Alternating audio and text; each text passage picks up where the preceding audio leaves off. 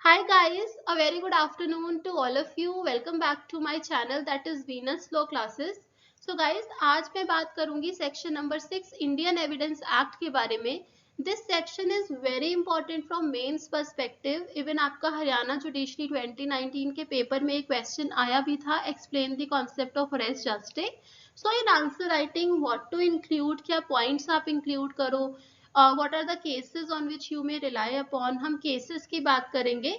So guys, आपके लिए video काफी बेनिफिशियल होगा if you are preparing for judiciary and for mains answer writing, because when you search on YouTube you will be getting number of videos but they are pertaining to MCQ. आपके pre के लिए help करता है, but when it comes to answer writing तो मुझे लगता है वहां पे थोड़ा लैक करती हैं चीजें. तो हमारा ये अप्रोच रहेगा इस चैनल के थ्रू कि हम मेंस राइटिंग को टारगेट करते हुए चलें. सो गाइज, मेरा वीडियो ये 3 पॉइंटर्स में रहेगा. Firstly I will be telling you what is the concept of res gestae, इसका क्या कॉन्सेप्ट है.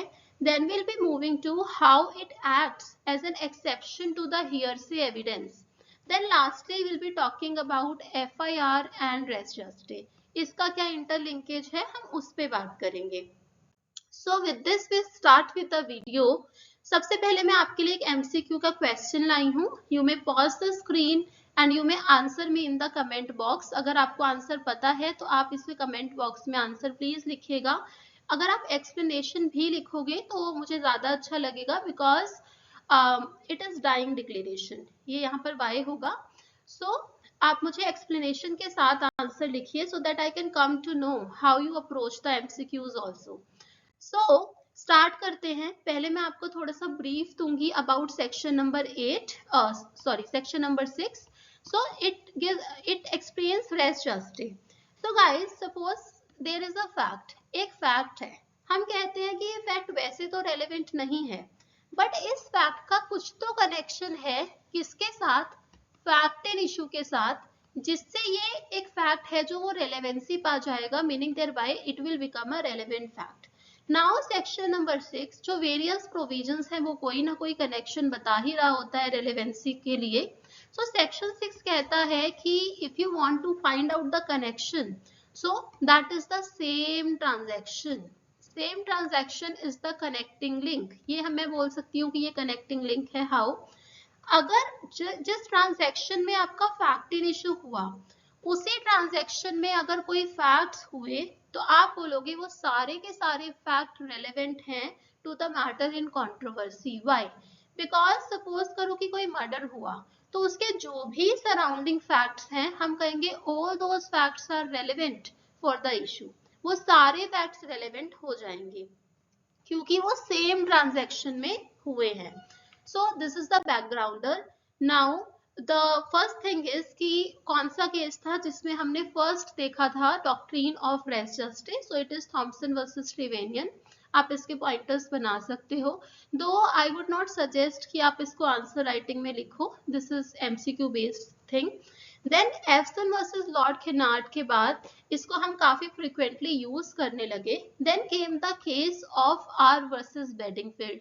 इसमें क्या हुआ कि जस्टिस कॉकबर्न ने रेस जस्टे के डॉक्ट्रीन को एक लिमिटेड अप्रोच दिया, लिमिटेड एप्लीकेशन दिया. तो यहाँ पे क्या हुआ कि there was a lady W, वो जैसे ही एक रूम से बाहर आई उनका जो थ्रोट था वो स्लिट था और यहाँ पे एक आंट थी.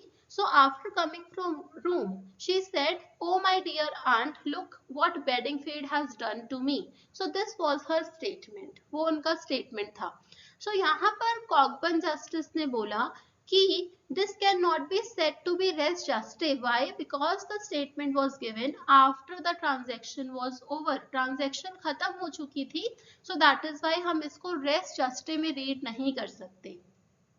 Then came the case of Rattan versus R. ये केस आया. Then यहाँ पे बोला गया कि the statements which are made immediately after the transaction, then that can also be considered to be part of res juste. हम उसको भी part समझ सकते हैं res juste का. So यहाँ पे इन्होंने इसको wider application दिया to the doctrine of res juste. This Rattan versus R, it has given the wider application. So I hope अभी तक चीजें क्लियर है. Now we are coming to section number 6. Suppose you are getting an answer writing question. So res justae, it is a Latin term. ये एक Latin term है जिसका मतलब होता है things done or said in the same transaction, in the same course of action. So अगर हम res justae की बात करें तो कोई भी circumstance, कोई भी instance, कोई भी facts जो simultaneously या फिर which are so interwoven with the fact in issue, that is the principal fact, हम उसको कंसिडर कर लेते हैं कि it is relevant under the doctrine of res gestae. So as per section number 6, facts though not an issue, but they are so connected with the fact in issue as they form part of the same transaction are relevant. So section 6 के लिए guys आप ये ध्यान रखिएगा, it is not required whether those facts they are occurring at the same time or same place. They may occur at different time and different places. So time and place, it is immaterial when you talk about the doctrine of res justae. It is being very clear by these words. So policy क्या होगी? Now what is the policy behind why we are making these statements to be relevant fact? Just because of the spontaneity of the statements, कि statements they are so spontaneous, तो हमें लग रहा है कि yes ये truth ही होंगी, कि ये ensure कर रही है कि statement will be true. Then immediacy and the proximity, कि उनकी fact in issue के साथ proximity है, they are having the connection with the fact in issue. That is why we are conferring relevancy on those facts. So now what is the meaning of same transaction and what is the test? कि हम test क्या लगा सकते हैं? See, it depends on the circumstances and facts of the case कि transaction कब start हो रही है. But हाँ कुछ guidelines हैं जिससे हमें पता चल सकता है. So firstly the Stephen he defines कि transaction का मतलब होगा group of facts connected together जिसको हम एक सिंगल नेम से रेफर कर सकें, जैसे कि क्राइम, रॉन्ग, हम इनको भी तो रेफर करते हैं. सो उसको हम ट्रांजैक्शन कहेंगे, ग्रुप ऑफ फैक्ट्स को which are connected to each other. Now what is the test for determining whether the facts they form part of the same transaction और नॉट? तो हमने कहा कि एक तो पर्पस टेस्ट हो सकता है कि अगर यहाँ पे कोई फैक्ट हुआ और फैक्ट इन इशू वो purpose bye because of the purpose they are being related to each other, so हम वहां बोल सकते हैं कि yes it can be relevant. फिर हम कह रहे हैं कि if they are having the cause and effect relationship, तो कभी कभी आपने कोई बुक पढ़ी हो तो हम सेक्शन नंबर 7 में भी जो स्पॉन्टेनियस चीजें होती हैं तो हम उसको भी रेस जस्टे के अंदर कभी कभी कवर कर लेते हैं. बट अगर आपको प्री में क्वेश्चन आता है तो वो भी सेक्शन नंबर 6 ओनली. मैं मेंस की बात कर रही हूँ, तो कॉज एंड इफेक्ट वाले इमीडिएसी होती है तो आप रेफर कर सकते हो. Now the subsidiary acts as to constitute one continuous action. तो अगर कोई चीजें साथ साथ चल रही हैं तो आप उसको भी बोल सकते हो it happened in the same transaction. So this is the test. Now time and space. अब आपको ये चीज पता है कि ये डिफरेंट टाइम एंड प्लेस पे हो सकते हैं. जैसे आपको अगर आप इलस्ट्रेशन पढ़ोगे तो they are giving you an example of waging war. आपको वेजिंग वॉर का एग्जाम्पल दे रहे हैं. अब वेजिंग वॉर में सपोज करो कि डिफरेंट प्लेसेस पे आर्म्स एम्यूनेशंस कलेक्ट हो रहा है और वेजिंग वॉर लास्टली कहीं और पे एक्ट हो रहा है. Still it is a part of same transaction because they are connected by the purpose. तो हम बोल सकते हैं that is a good example to understand कि हाँ डिफरेंट टाइम एंड प्लेसेस पे हो सकता है. Another example is of continuing offense, that is cruelty. Cruelty के केसेस में भी सपोज करो कि एक बार इस पॉइंट पे cruelty हुई, then at different time cruelty take place and then different time. हो सकता है प्लेस भी डिफर करे. So in that case also what we'll be saying कि it is the same transaction of cruelty because that is a continuous offense. Now we are coming to cases. सवालदार यहाँ पे ना आपको एन भी मिल सकता है. So it is Sawaldas versus state of Bihar. आपको काफी बार प्री में भी आया हुआ है वेरियस एग्जामिनेशन में कि Sawaldas versus state of Bihar it is a leading case on which section. So you have to write it is section number 6. तो इसमें क्या हुआ था आप समझिए. एक तरफ पर फादर है, स्टेप मदर है और हस्बैंड है, इनके मम्मी एंड पापा. एक तरफ पे वाइफ है. अब ये स्टेप मदर और ये वाइफ, इन दोनों के बीच में कांस्टेंट क्वारल्स होते हैं, रोज का लड़ाई झगड़ा है. अब क्या हुआ on the day of incidence also in दोनों की आपस में लड़ाई हुई. तो इन्होंने कहा, स्टेप मदर ने बोला कि ये जो तुम्हारी वाइफ है ना, या तो ये इस घर में रहेंगी या मैं इस घर में रहूंगी, I want to get rid of her. तो अब क्या हुआ कि यहाँ पे हस्बैंड वाइफ को रूम में लेकर जाते हैं। सो वहां से wife, she had made an appeal to save her, तो वो बोलती है बचाओ बचाओ, ये साउंड आता है, and that sound was heard by the children, they were playing outside. तो वो चिल्ड्रन ने सुना। अब उसके बाद इनकी डेथ कॉज हो जाती है, द वाइफ शी डाइड। तो now what is the fact in issue, the death of the wife. Now the statement that was made by हर, बचाओ बचाओ, can it be relevant under section number 6 of Indian Evidence Act because it was made in the same transaction? तो ये बोला गया कि yes, it is relevant under section number 6. Now coming down to next case, that is Rattan versus Queen. अब इसमें क्या होता है, let me just tell you the facts of the case. एक हस्बैंड होते हैं और एक वाइफ होती हैं, तो वो बुलेट से, मतलब शॉट से उन अपनी वाइफ को किल करते हैं। तो वहां पे क्या होता है कि wife she made a call to the telephone operator, उसमें वो डिस्ट्रेस कॉल था, she wanted to call the police. फिर उसमें क्या होता है कि वो अपना एड्रेस एक्सेट्रा दे देती हैं, she gave her address and then call ended suddenly, फिर डिस्कनेक्ट हो जाती है call. Now in this case the plea of the husband was कि ये जो शॉट हुआ है वो एक्सीडेंटली हो गया है, it was not intentional, it was accidental only. अब यहाँ पे ये माना गया कि जो एक्ट का था, मतलब जो डिसीज का एक्ट था, जो आपने कॉल की थी और जो उन्होंने वर्ड्स कहे थे, जो डिस्ट्रेस कॉल था, it will be relevant under section 6 because it forms part of the same transaction. और कोई भी पर्सन अगर उनको एक्सीडेंटली अगर बुलेट शॉट होता, तो why she would have made a call to the telephone operators, वो पुलिस के लिए डिस्ट्रेस कॉल क्यों करती।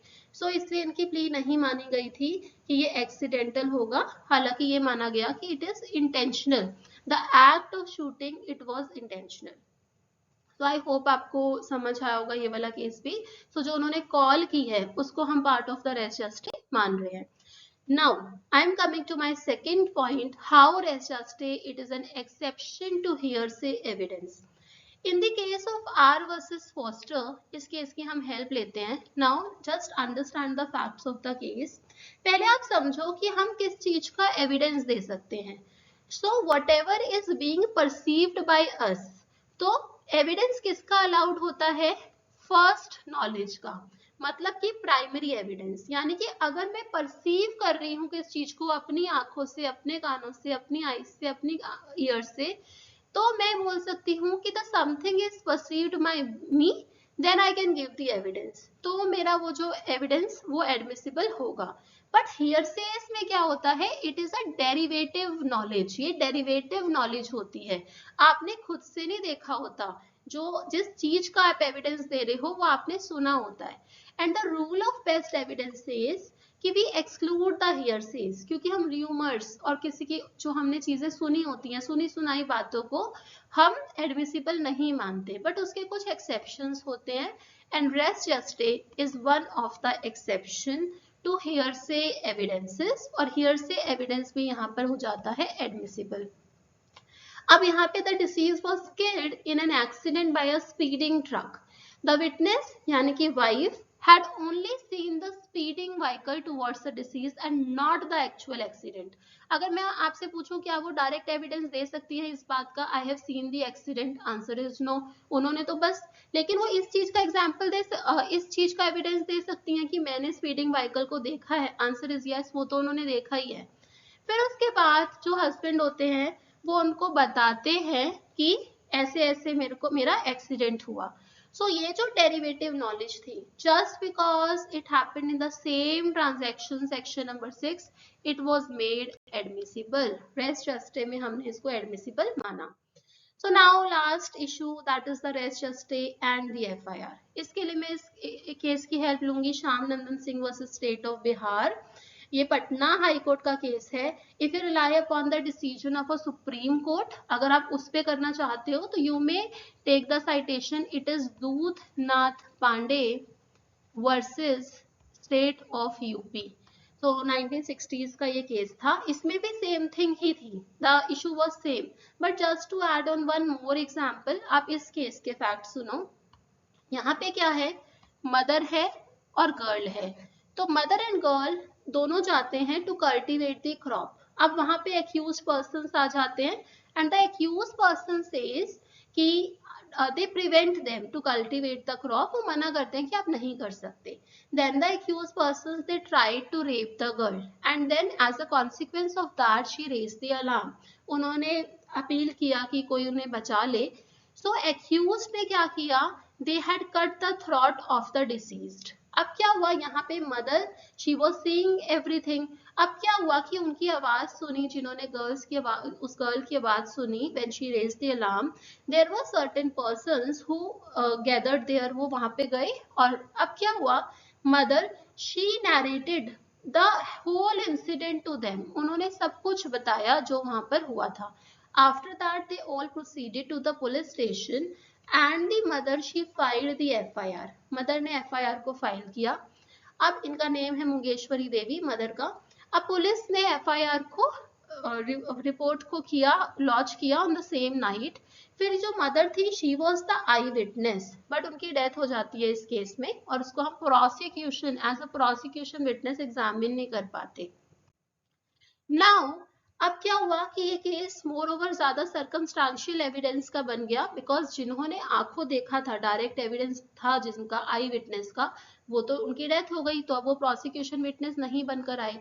So now the case revolves on the circumstantial evidences. तो अब इन पर्सन्स ने क्या देखा था, जो लोग वहां पे इकट्ठे हुए थे, उन्होंने सिर्फ इतना फैक्ट देखा था, they had seen the accused person fleeing from this place. पर उन्होंने कि रेप, अटेम्प्ट टू रेप था जो, वो देखा था? Answer is no. जब उनका थ्रॉट स्लिट हुआ था, क्या उन्होंने वो खुद से परसीव किया था? Answer is no.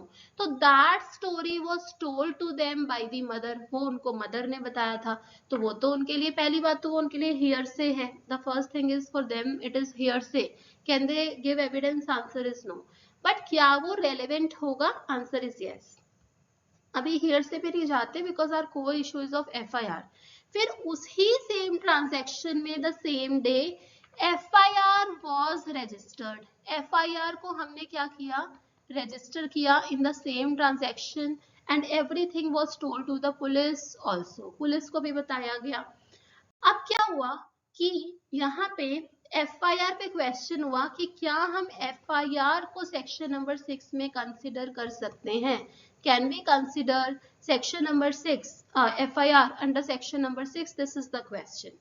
अब जो एपेलेंट्स थे उन्होंने कहा कि FIR को हम नहीं देख सकते हैं, बिकॉज FIR सिर्फ कॉन्ट्राडिक्ट और कॉरोबरेट करने के लिए यूज होती है और इसका और कोई पर्पस नहीं होता।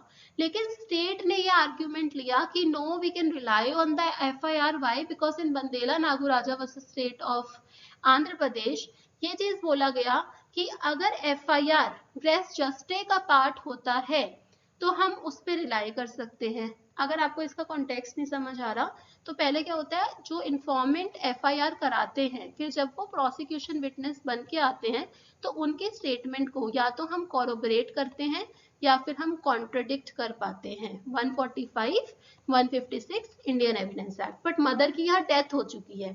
So now the question is, क्या हम इसको सेक्शन नंबर 6 में कंसिडर कर सकते हैं FIR को? तो यहाँ पे कोर्ट ने पॉजिटिव आंसर दिया कि जो भी वुमेन ने FIR में लिखवाया, वॉट एवर द स्टेटमेंट्स जो भी थे, they forms part of the same transaction and that is why they are a relevant fact under section 6 of Indian Evidence Act। अब दूधनाथ पांडे में भी सेम चीज हुई थी। क्या सेम चीज हुई थी?